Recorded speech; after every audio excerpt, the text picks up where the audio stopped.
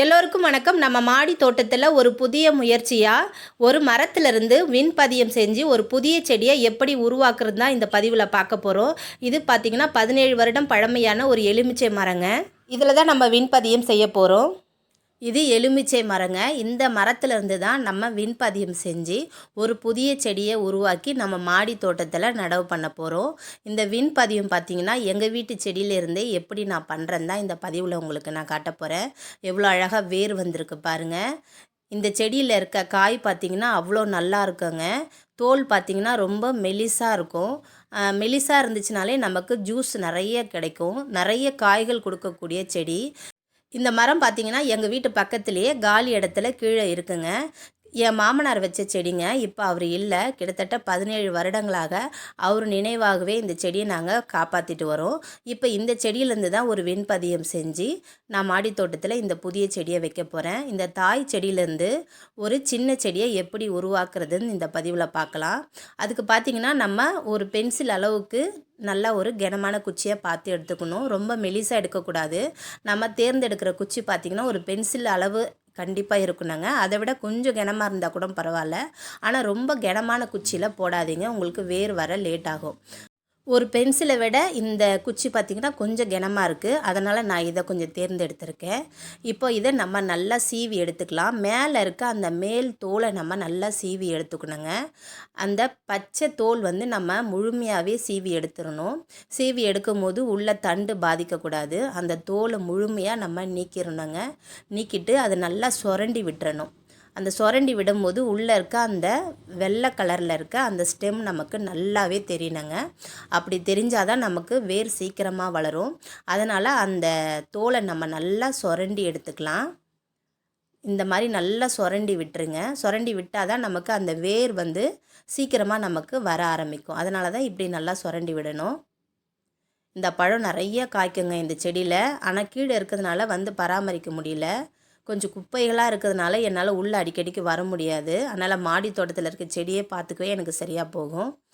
இதுலேருந்து ஒரு செடியை உருவாக்கி தான் இப்போ என் மாடியில் வைக்கலான்னு ஒரு புதிய முயற்சி. இதில் காய் நிறைய காய்க்குங்க. அதனாலேயே இந்த செடியை நான் ரொம்ப நாளாக காப்பாற்றிட்டு வரேன். இப்போது நம்ம நல்லா சீவி எடுத்துட்டோம். இப்போ நம்ம வேர் வர வைக்கிறதுக்கு நம்ம ரூட்டிங் ஹார்மோன் என்னென்னு பார்த்திங்கன்னா நம்ம கத்தாழை தாங்க. கத்தாழைக்கு அவ்வளோ ஒரு மகத்துவம் இருக்குங்க. கத்தாழை தடவினாலே போதும், நமக்கு வேர் பார்த்திங்கன்னா ரொம்ப சீக்கிரமாக வரும். கத்தாழை தடவைனா நமக்கு ஒரு 90 நாள் ஆகிடுங்க வேர் வர. கத்தாழை தடவிட்டு நம்ம ஹேர் லேயரிங் பண்ணால் நமக்கு வேர் பார்த்திங்கன்னா ரொம்ப சீக்கிரமாக வந்துடுங்க. கத்தாழை எடுத்து அதை தோல் சீவி அந்த சதை பகுதியை நல்லா நான் தேய்ச்சி விட்டுறேன்.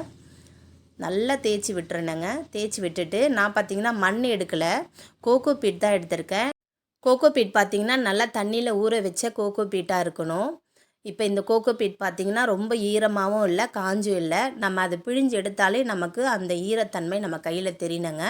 அந்தளவுக்கு இருந்தாலே போதும். நான் மண் எடுக்கலை. இந்த வாட்டி பார்த்திங்கன்னா கோகோ பீட் வச்சு தான் நான் முயற்சி செய்ய போகிறேன். ஒரு 2 கை அளவுக்கு கோகோ பீட் எடுத்துக்கிறேன். நல்லா கட்டிகள் இல்லாமல் அதை நல்லா உதிரியாக எடுத்துக்கோங்க.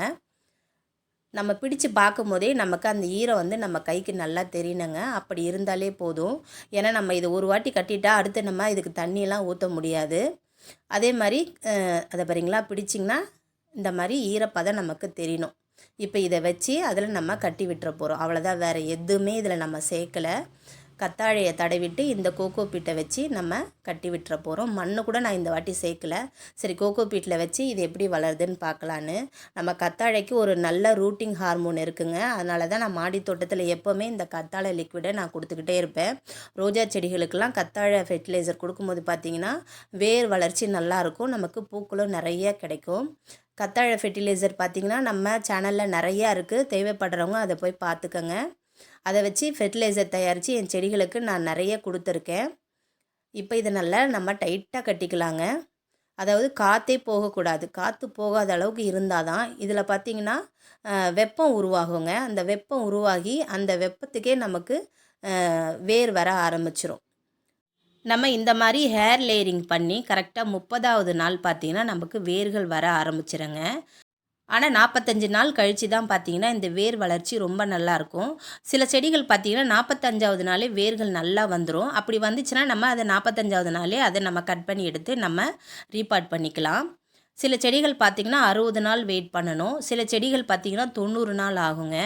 அதை செடிகளோட வளர்ச்சியை பொறுத்து தான். இப்போ இதை நம்ம நல்லா டைட்டாக கட்டிக்கிட்டு நம்ம அடுத்து இதுக்கு தண்ணிலாம் எதுவுமே கொடுக்க முடியாதுங்க. நான் பார்த்திங்கன்னா இதை நவம்பர் டிசம்பர்லேயே இந்த ஹேர் லேயரிங் பண்ணியிருக்கணும். நான் அதை கொஞ்சம் லேட்டாக இப்போ ஜனவரியில் பண்ணியிருக்கேன். அடுத்து பிப்ரவரி மார்ச்லாம் நல்லா நமக்கு வெயில் காலம் ஆகிடும். அதனால் இதை கொஞ்சம் சீக்கிரமாகவே நான் கட் பண்ணி எடுக்கலான்னு பார்க்குறேன். நீங்கள் உங்கள் வீட்டில் இந்த மாதிரி மரங்கள் இருந்தாலும் சரி, உங்கள் தெரிஞ்சவங்க வீட்டில் இதே மாதிரி நல்ல காய்க்கக்கூடிய மரங்கள் இருந்தாலும் சரி, அதுலேருந்து நீங்கள் விண்பதியம் செஞ்சு அதாவது ஹேர் லேயரிங் பண்ணி ஒரு புதிய செடியை உருவாக்கி நீங்களும் உங்கள் மாடி தோட்டத்தில் அதை உருவாக்கிக்கலாங்க. ஆனால் அந்த மாதிரி நீங்கள் செய்கிறத நீங்கள் நவம்பர் டிசம்பரில் செய்ய ஆரம்பிங்க. ஜனவரிலாம் வந்துச்சுன்னா நீங்கள் செய்யாதீங்க. நான் கொஞ்சம் லேட்டாக செய்கிறேன். அதனால தான் இதை சீக்கிரமாக நான் இதை கட் பண்ணி எடுக்கணும். ஏன்னா வெயில் காலங்கள் வந்துச்சுன்னா இதை நம்ம ரீபாட் பண்ணி நடவு பண்ணும்போது அந்த செடி துளிர் விட்டு வளர்கிறதுக்கு கொஞ்சம் கஷ்டப்படும். அதனால் நீங்கள் கார்த்திகை, மார்கழி, தை இந்த 3 மாதத்தில் செய்யலாம். இப்போ இதை நல்லா டைட்டாக கட்டியாச்சுங்க.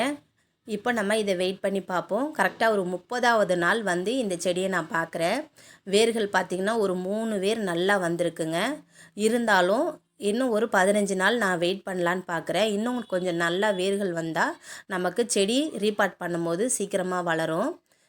இந்த வேர் பார்த்திங்கன்னா பழுப்பு நிறமாக மாறணுங்க. அப்படி மாறினா தான் நமக்கு இந்த வேர் வந்து ரீபாட் பண்ணும்போது சீக்கிரமாக நமக்கு வரும்.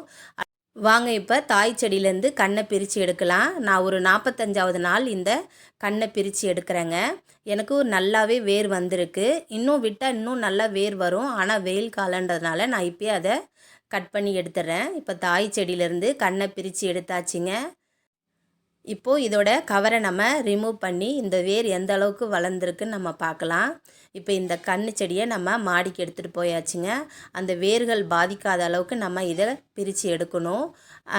நம்ம வந்து அந்த வேர் வந்து ஷேக் ஆகக்கூடாதுங்க. நம்ம ரீபாட் பண்ணும்போது அந்த வேரில் இருக்க கோகோ பீட்டோடு தான் நம்ம ரீபாட் பண்ண போகிறோம். அதனால் அதிர்வுகள் இல்லாமல் இந்த வேரை நம்ம இப்போ எடுத்து பார்க்கலாம். உங்கள் வீட்டில் இதே மாதிரி பெரிய மரங்கள் இருந்து அந்த செடியிலேருந்து நீங்கள் இதே மாதிரி விண்பதியம் செஞ்சு ஒரு புதிய செடியை உருவாக்கிக்கலாங்க. என்னுடைய முயற்சி இதான் முதல் முயற்சியிலே நான் சக்ஸஸ் ஆகிட்டேன். என்னால் நம்பவே முடியல. என்னால் ஒரு புதிய செடியை உருவாக்க முடிஞ்சிருக்கு. பாருங்கள், வேர் அழகாக வந்திருக்குங்க. நிறைய வேரே இருக்குது. இந்த பதிவு உங்களுக்கு பிடிச்சிருக்கோன்னு நம்புகிறேன். லைக் பண்ணி, ஷேர் பண்ணி, சப்ஸ்கிரைப் பண்ணுங்கள். இது ரீபாட் பண்ணுற வீடியோ கூடிய சீக்கிரத்தில் கண்டிப்பாக உங்களுக்கு நான் ஷேர் பண்ணுறேன். இயற்கை நேசிப்போம்.